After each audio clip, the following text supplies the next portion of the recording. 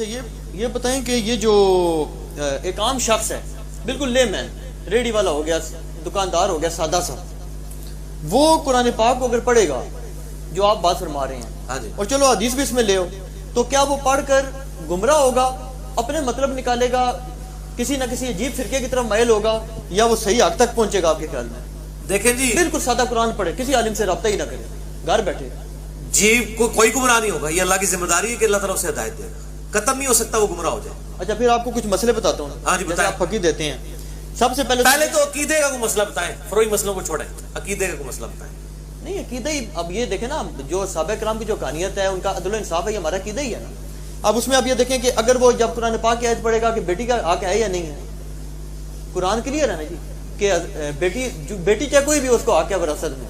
اب وہ بندہ جو عام بندہ بڑھ چڑھ کے خیر اگر اس کو مولویوں کی واہ نہیں لگی تو وہ تو جناب علی سیدھا کہے گا جی یہ جو ہے اس میں تو بیٹی کا حق ہوتا ہے. ہاں تو ٹھیک ہے، پھر وہ یہ سمجھے کہ چونکہ میں اس کا جواب بھی پھر وہی لے لیں، چونکہ قرآن میں نہیں لکھا ہوا کہ ابو بکر نے حق دبا لیا تھا فاطمہ کا رضی اللہ تعالی عنہما وعلیہم السلام، تو اس لیے ہم اس اسٹوری کو جعلی سمجھتے ہیں. اچھا اسٹوری آئے گی نہیں، پھر ظاہر ہے اسٹوری جب وہ قرآن تک رہے گا پھر اسٹوری نہیں آئے گی. پھر ٹھیک ہے، بیٹی کا حق تھا تو مل گیا ہوگا ان کو. اگر اسٹوری حدیث میں لے کے آئے گا پھر وہ قرآن سے ہٹ کے بات ہے. قرآن میں بار بار کہتا ہوں کہ ایز فار ایز عقائد آر کنسرنڈ، قرآن حکیم ایک پرفیکٹ کتاب ہے.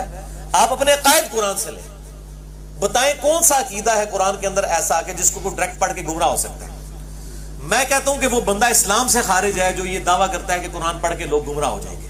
قرآن کی اس آیت کو مسکوٹ کرتے ہیں، دل بھی کثیروں یہدی بھی کثیرا، وہ تو اللہ تعالیٰ نے ٹونٹ کے طور پہ بات کی ہے، تانے کے طور پر. وہ کافر کہتے تھے کہ اتنی بڑی کتاب ہے، اس میں مکھی اور مچھر کی مثالیں، مکھی کی اور مکڑی کی مثالیں کیوں آئی ہیں؟ تو اللہ تعالیٰ فرمایا اس لیے آئی ہیں کہ جو لوگ ایمان نہیں لانا چاہتے ہیں اللہ تعالیٰ ان کو گمراہ کر دے اس کے ذریعے. جو نہیں مانیں گے وہ گمراہ ہوں گے. قرآن کہیں نہیں کہتا کہ جو قرآن کی باتوں کو منوان اسی طریقے سے مان لے تو وہ گمراہ ہو جائے گا. ذرا دکھائیں.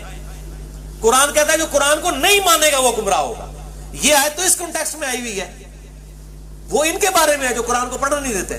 ورنہ اگر میں غیر مسلم کو کہوں جی قرآن، اچھا آپ کو میں حیران کروں، کوئی غیر مسلم آپ کو کہے نا قرآن ڈائریکٹ نہ پڑھنا گمراہ ہو جاؤ گے، آپ کو یہ دشمن ہے نا اللہ تعالیٰ پہ کہتا ہے. مولوی ایڈی بڑی داڑھی رکھ کے پگڑی بن کے تمہیں کہتا ہے تمہیں کوئی نہیں ہوتا. ہاں جی مفتی صاحب فرما رہے ہیں ایک گل تمہیں یہودی کوئی آگے کرے نا تو تمہیں بڑی پیڑی لگے گی، لیکن مسلمان کر رہے ہیں یہودی نما مسلمان تے وہ تمہیں کہتا نہیں نہیں صحیح کہہ رہے ہیں. اچھا پھر دوسرا، ہم قرآن ڈائریکٹ سے ترجمے سے کہاں پڑھ رہے ہیں؟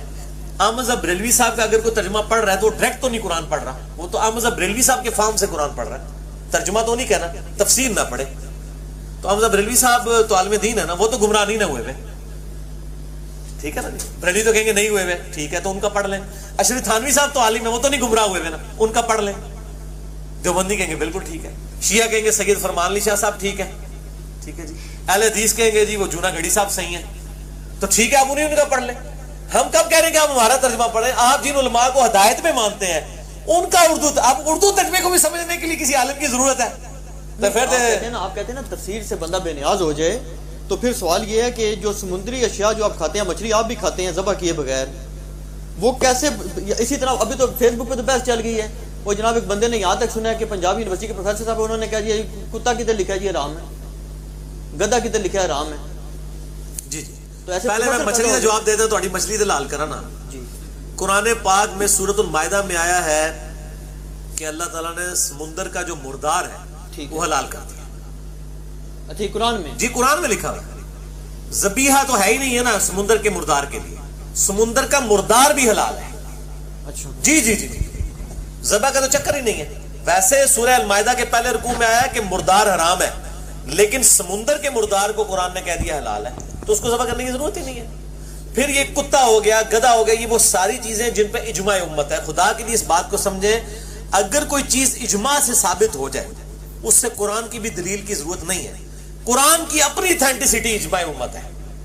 جو چیزیں اجماعی مسئلے ہیں، اگر آپ کہیں جی قرآن سے ثابت کریں کہ قبلہ رخ ہو گئی نماز پڑھنی چاہیے، اگرچہ لکھا ہوا ہے سورۃ البقرہ میں پورا رکوع ہے، ہم کہتے ہیں قرآن سے ثابت کرنے کی ضرورت نہیں ہے، کیونکہ آپ بتائیں کہ کس مسلمان کا عقیدہ ہے کہ قبلہ رخ کے علاوہ بھی کہیں اور منہ کر کے نماز پڑھنی چاہیے. جب اختلاف آئے گا پھر دلیل ہوگی نا. جب ہم اتفاقی امر کو لے کے چل رہے ہیں پھر تو دلیل کی ضرورت نہیں. اجماع خود بڑی دلیل ہے. جی مردے کو قبلہ رخ دفنانا چاہیے، کوئی صحیح حدیث موجود نہیں ہے، ہم بھی مانتے ہیں نہیں ہے، نہ قرآن میں لکھا ہوا ہے. لیکن امت کا اجماع اس کو ٹرانسفر کر رہا ہے. حدیثیں خود اجماع ہی کو نقل کیا گیا ہے نا. یعنی صحابہ کرام نے کوئی کتابیں لکھ کے تو اپنے بچوں کے حوالے نہیں کی تھی نا, بخاری مسلم بنا کے کہ انہوں نے دیکھنا. صحابہ نے حضور کو دیکھا, تابعین نے صحابہ کو دیکھا, تبع تابعین نے تابعین کو دیکھا, نسل در نسل علم ٹرانسفر ہوا. 3 صدی ہجری کے اندر آگے اس کو ریٹن فارم میں لے آیا گیا. یہ کوئی مطلب کوئی ایسا کام نہیں ہوا کہ وہ انہوں نے کوئی گھر بیٹھ کے کوئی دین بنا لیا تھا, ایسا تو نہیں تھا. تو وہ علم ٹرانسفر ہوا ہے, وہی کتابی شکل کے اندر ہے. تو اجماع ہے, جو اجماع کے ساتھ چیزیں ثابت ہیں ان کو تو جھگڑا کرنا ہی نہیں چاہیے. خام خواہ مطلب ایک رون مارتے ہیں اور پھر سوالات ایسے کر کے مسلمانوں سے وہ سوال کر رہے ہوتے ہیں جن کو وہ مسلمان خود بھی مان رہے ہوتے ہیں, وہ سوال کرنے والے بھی مان ہوتے ہیں. پھر ہمیں کس چیز کی دوست دیتے ہیں؟ جو اتفاقی مسئلے ہیں ان کے اوپر تو بات کرنی نہیں چاہیے, اختلافی مسائل پہ ہونے چاہیے. جی اچھا, اس میں کوئی ڈفرینشیشن نہیں ہے جو سمندری جانور ہے نا, کہ قرآن مجید میں بلکہ ایون کے حدیث میں بھی کہیں ڈفرینشیشن نہیں ہے. بہت سارے ایسے سمندری جانور ہیں جو میڈیکل پوائنٹ آف ویو سے نقصان دہ ہیں, جیسے جیلی فش ہے, اسٹار فش ہے. تو قرآن مجید نے تو الٹیمیٹلی ان سب کو ایک ہی سرکل میں ان کو حلال قرار دیا ہے. تو ہم کیسے ڈفرینشیٹ کریں گے؟ اب بہت سارے لوگ جو ہے وہ کہتے ہیں کہ کیکڑا حلال ہے, کیکڑا حلال ہے, بہت سارے کہتے ہیں حرام ہے. بہت کم لوگ ہیں, لیکن قرآن کی دلیل موجود ہے حلال ہے. یہ جھینگا مچھلی بھی حلال ہے. باقی رہ گئے جیلی فش کے, باقی الحمدللہ ساڑھے بزرگوں نے ہمارے جیلی فش دریافت بھی کوئی نہیں سی ہوئی. چونکہ بزرگوں کو سائنس کا علم نہیں سی, اللہ نے بھی انتظار کیتا کہ جب سائنس کا علم آئے گا لوگ خود جج کریں گے. تو میرے بھائی اگر آپ یہ کہہ رہے ہیں بکری, گائے, اگر ان میں بھی کوئی ایسی بیماریاں آ جائیں جس کی وجہ سے صحت کو نقصان ہو تو آپ لوگوں کو ترغیب دلا سکتے ہیں کہ آپ نہ کھائیں. حرام کے اعتبار سے نہیں, اس اعتبار سے. جیلی فش میں بھی اگر کسی ایک خاص پورشن کے اندر کوئی پوائزن پایا جاتا ہے, اس کو ریموو کر کے باقی چیز کھا لی جائے تو کوئی حرج نہیں. لوگ تو یار سانپ بھی کھا رہے ہیں, اس کی بھی وہ کہتے ہیں کہ سری کاٹ دیں, اور حالانکہ سانپ تو حرام ہے, اور دم کاٹ دیں تو باقی بیچ والا حرام ہے. تو اس طرح جیلی فش بھی یا اس قسم کی جو چیزیں جن میں پوائزن والی چیزیں وہ ریموو کر کے آپ باقی کھائیں. اللہ تعالیٰ نے آپ کی ترکیب, کہتے ہیں نا جی وہ قطبین پہ نماز کا مسئلہ, تو مسئلہ اسی ٹائم اٹھا ہے جب مطلب سائنس ترقی کر گئی ہے, 24 گھنٹے کے دن رات بن گئے, تو اسی کو ٹینشن لیندے ہو.